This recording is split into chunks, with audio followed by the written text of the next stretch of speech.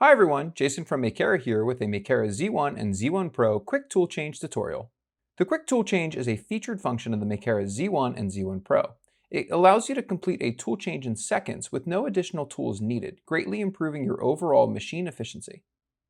The Z1 comes pre-installed with a protection rod from the factory.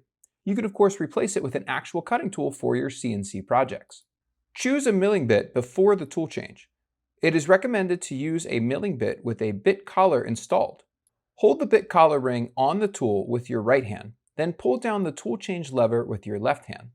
Gently remove the old tool downward from the spindle. To load a tool, pull the tool change lever down and then insert a new tool vertically into the spindle.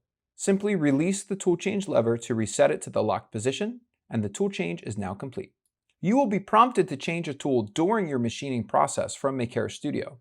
But if you find that you change a tool manually, unprompted, ensure that you use Makera Studio to set your new tool number and to run the calibration feature to automatically apply tool setting. Thank you for watching and stay tuned for more.